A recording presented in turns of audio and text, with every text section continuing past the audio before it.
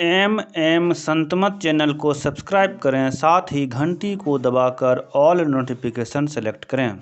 आप सभी से आग्रह है कि सत्संग को पूरा अंतिम तक देखें। श्री सद्गुरु महाराज की जय। महर्षि में ही सत्संग सुधा सागर। संत सद्गुरु महर्षि में ही परमहंस जी महाराज का यह प्रवचन भागलपुर जिला अंतर्गत मोहल्ला मिर्जान हाट में दिनांक 28 फरवरी 1954 ईस्वी को अपराह्नकालीन सत्संग में हुआ था। प्रवचन नंबर 63, अमृत को नेत्रों से पान करो। बंदा गुरुपद कंज कृपा सिंधु नर रूप हरि महामोह तम पुंज जासु बचन रवि कर निकर। धर्मानुरागिनी प्यारी जनता, आप सब यहाँ सत्संग के लिए एकत्रित हैं। सत्संग में बहुत तरह की बातें होती हैं। ऐसा नहीं कि जो आध्यात्मिकता के खिलाफ बातें हैं वे भी होती हैं। मैं आपका ख्याल उधर ले जाना चाहता हूँ जो आपके पहले सदग्रंथों के पाठ में सुना था, जो आपने पहले सदग्रंथों के पाठ में सुना था। मेरा यह कायदा और सहारा भी है कि संतों की वाणी का मैं आदर करूं और उसके सहारे चलूं। संतों की वाणी को ही मैं सत्संग कहूँगा। जो मुझे जानते हैं वे तो वैसे ही मुझे कहते होंगे कि संतों की वाणी का सहारा मुझे उतना ही है जितना कि बिना वायु के श्वास कोई नहीं ले सकता। मंडल ब्राह्मणोपनिषद में संसार को समुद्र कहा गया है। उसमें निद्रा, भय, जीव जंतु हैं, ऐसा बतलाया गया है। समुद्र में बड़े बड़े जीव होते हैं और जीव को जो जीव निगल जाते हैं उसी प्रकार निंद है, उसके पेट में जो जाते हैं उसकी शुद्धि बुद्धि सब हो जाती है। भय भी उसी तरह है।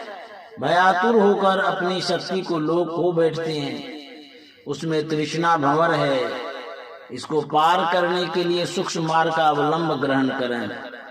जीव भंवर में चक्कर खाते हैं। ऐसे ही इच्छा की तरंग में पड़े हुए लोग सूक्ष्म मार्ग का अवलंब ग्रहण करें। सूक्ष्म का अर्थ है महीन।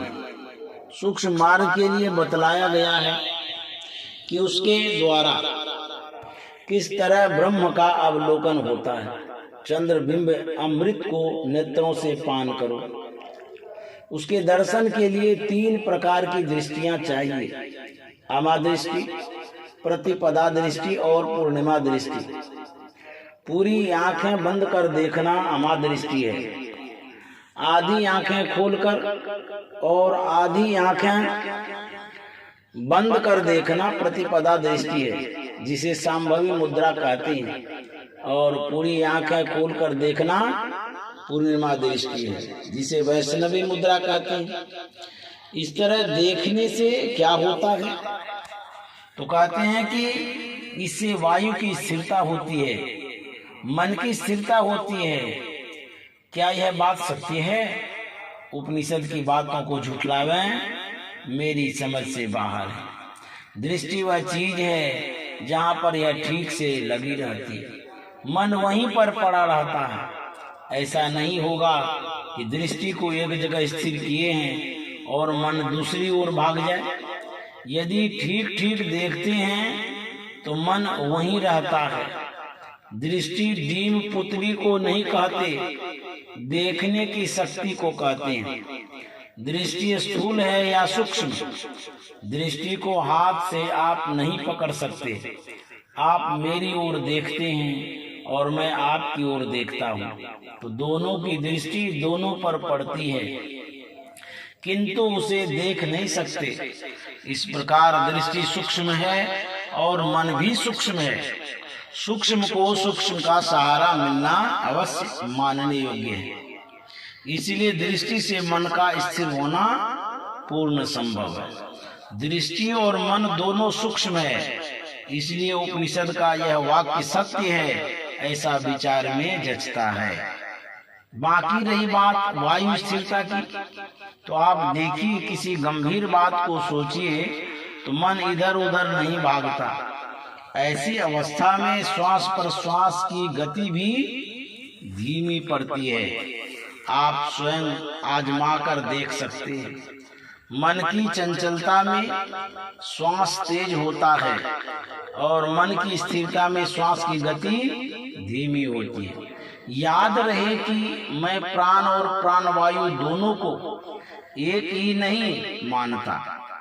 योगी वर भूपेंद्र नाथ सान्याल जी ने कहा था, जैसे दूध में घी रहता है उसी प्रकार वायु में प्राण रहता है। प्राण वायु वह है जो वायु प्राण से संबंधित हो। उपनिषद में जो बताया गया कि दृष्टि साधन से मन और वायु की स्थिरता होती है, बिल्कुल ठीक है। और जो कहा गया कि भवसागर से पार हो जाओगे, वह भी ठीक है। यदि कहा जाए कि मन और वायु की स्थिरता में ईश्वर की प्राप्ति कैसे होगी, तो देखिए, मन के सिमटाव से ऊर्ध्वगति होती है।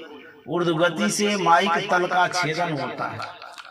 माया के तल से ऊपर जाने पर निर्माइक का दर्शन होता है। परमात्मा का दर्शन हमको इसलिए नहीं होता कि हमने पहले जाना कि परमात्मा का दर्शन कैसे होता है।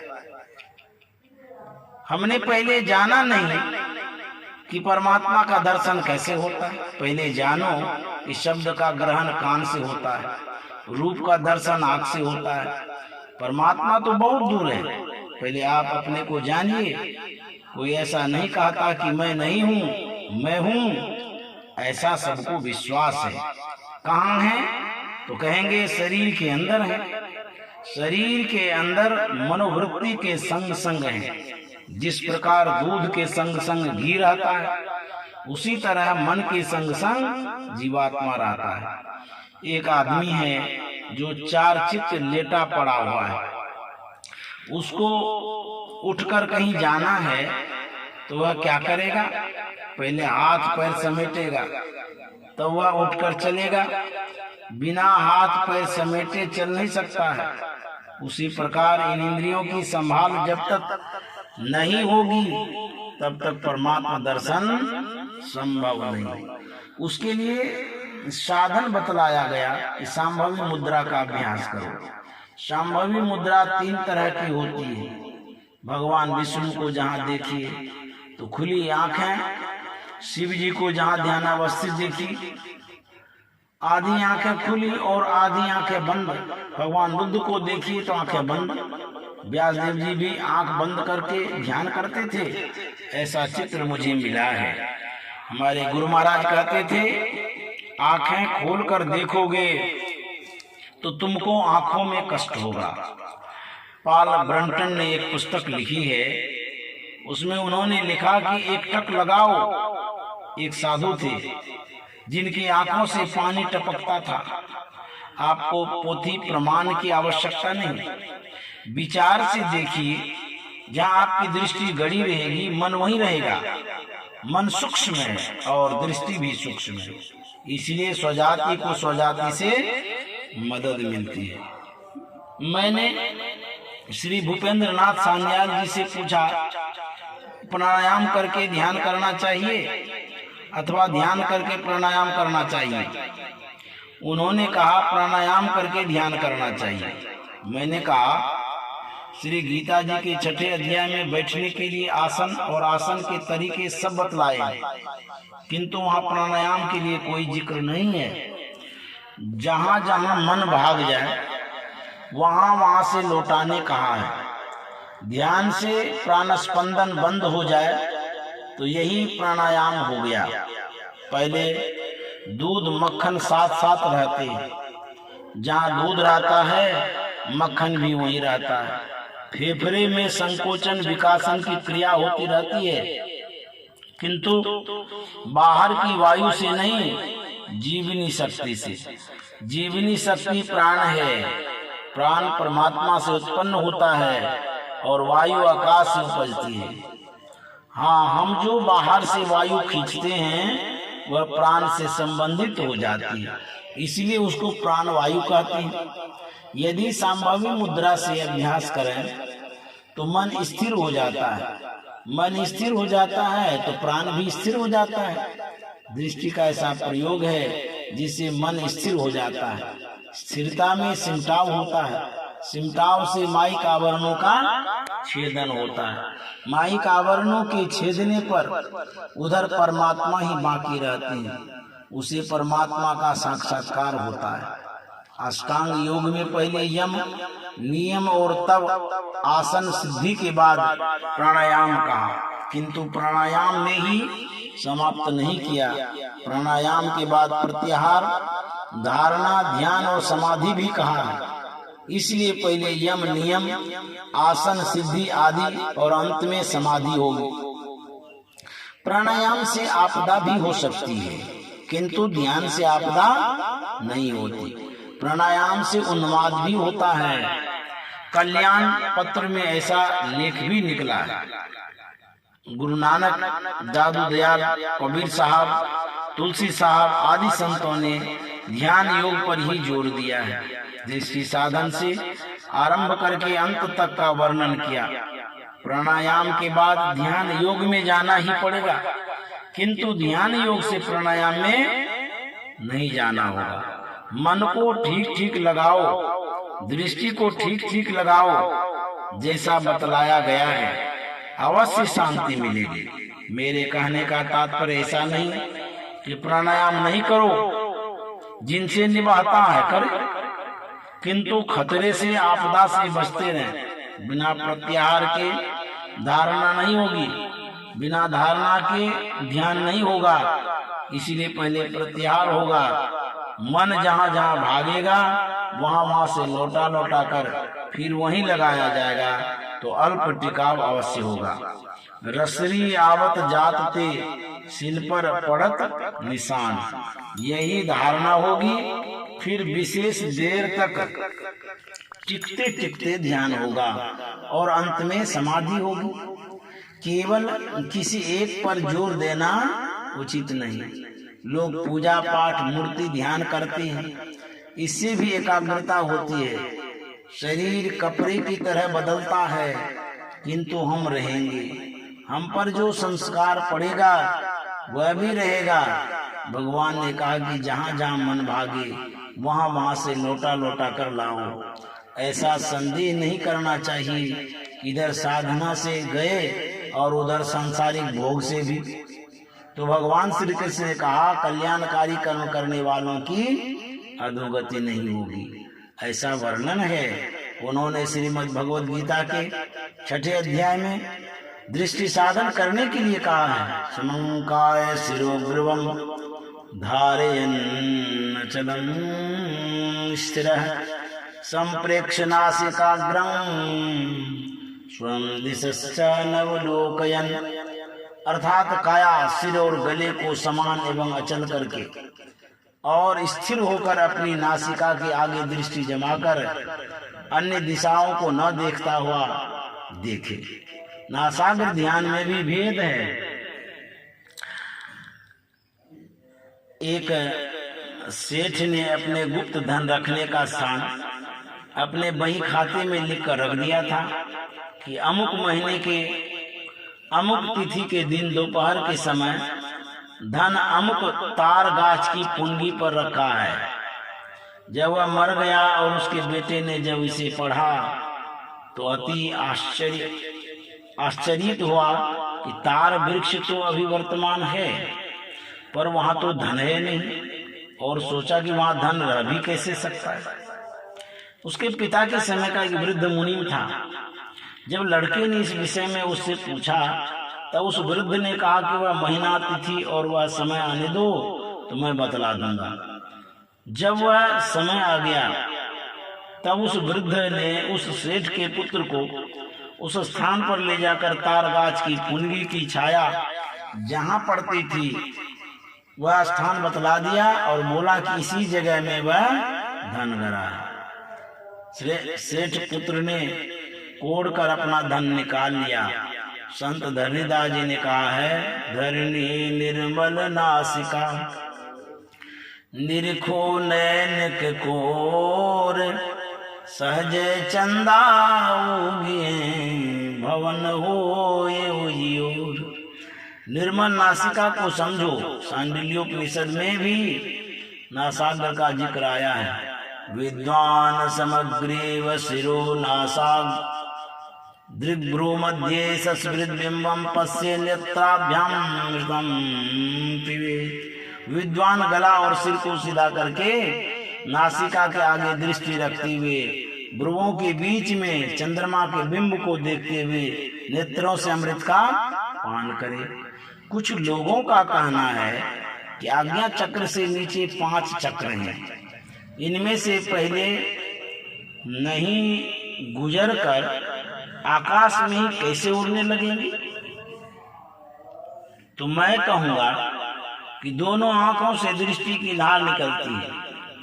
बिजली के गिरने से यदि कोई उसे देख लेता है तो उसकी दृष्टि धार निकलते उसका शरीर भी छूट जाता है। दृष्टि शरीर का प्राण है। अजगर की दृष्टि किसी आदमी की दृष्टि पर पड़े तो अजगर की दृष्टि से उसकी दृष्टि मिलने से वह व्यक्ति उस ओर खींचता चला जाता है। शिव संहिता में भगवान शिव ने एक एक चक्र के साधन का तथा उनके गुणों का वर्णन किया है। फिर आज्ञा चक्र के वर्णन में उन्होंने कहा है, पंच पद्मों का जो फल, पंच चक्रों के ध्यान का जो फल होता है सो समस्त फल आप ही इस आज्ञा चक्र के ध्यान से प्राप्त हो जाएगा। आपके दोनों हाथों को पकड़कर कोई खींचे तो तमाम शरीर उसी ओर खींचा जाएगा। उसी प्रकार दोनों दृष्टि की धारें जिधर खींची जाएगी संपूर्ण शरीर की धार उस ओर फिर जाएगी। इसी का वर्णन गुरु नानक, कबीर साहब आदि संतों ने किया है। जिसका मन एक क्षण के लिए भी उस ओर लग जाएगा तो वह एकाग्रता का सुख और कुछ न कुछ झलक अवश्य देखेगा। यही साधन निरापद है, करते जाओ, सुगम साधन है। इसके साथ संयम करो। बिना संयम किए न हठ योग चलेगा, न दृष्टि योग और न शब्द योग। इसलिए झूठ, चोरी, नशा, हिंसा, व्यभिचार मत करो। यदि कभी भूल से भी हो जाए तो परमात्मा से प्रार्थना करो कि इससे हमसे अब ऐसा न होने पावे। अपनी शक्ति भी लगाओ कि अब कर्म आपसे न होने पावे। केवल कहो नहीं, धन संपत्ति के लिए जो बहुत दुष्कर्म करते हो यह साथ जाने को नहीं है। साथ ही जब आपका शरीर छूट जाएगा और कहीं जन्म होगा तो उस धन के लिए कहो कि मेरा धन है, तो आपको कौन दिला देगा। इसलिए धन संपत्ति में आसक्ति मत बढ़ाओ, ध्यान करो। ध्यान करने के लिए पहले किसी नाम का जप करो, फिर जिस नाम का जप करते हो, जिसमें श्रद्धा हो, उसी से संबंधित रूप का मानस ध्यान करो। फिर कविं पुराना मनसा सितारा मनोर्णीयां समनुस्मरेद्य सर्वस्य दातारमचिन्त्य रूप मादित्य वर्णम तमसः परस्ता। गीता अध्याय 8 श्लोक 9। बिंदु ध्यान करो। ध्यान बिंदु उपनिषद में आया है, बीजाक्षरम परम बिंदु नादम तस्यो परिस्थितम सशब्दम चाक्षरे क्षीणे निशब्दम परमं पदम। ध्यान बिंदु उपनिषद। बिंदु के बाद शब्द का, नाद का ध्यान करो। नाद सदृशो लय है। पहले बिंदु का ध्यान करो, फिर नाद का। इस प्रकार लोग नित्य अभ्यास करते हुए आगे बढ़ सकते हैं। कोई पूछे कि ईश्वर क्या है, तो पूछोगे रूप क्या है? जो इन आंखों से देखा जाए, उसी तरह जो चेतन आत्मा से ग्रहण हो वह ईश्वर या परमात्मा है। चेतन आत्मा को जड़ का संग छूटे, इसी के लिए दृष्टि साधन और शब्द साधन है। दृष्टि साधन करने की शक्ति प्राप्त करने के लिए मानस जप और मानस ध्यान है। इसके लिए ऐसा नहीं कि काम आज शुरू करो और आज ही खत्म। भगवान बुद्ध ने 550 जन्मों में सिद्धि प्राप्त की थी। भगवान श्री कृष्ण ने भी अनेक जन्मों की बात कही है। यह सुनकर शिथिलता लाने की बात नहीं, धीरे धीरे करते जाओ, एक न एक दिन काम अवश्य समाप्त होगा। श्री सद्गुरु महाराज की जय।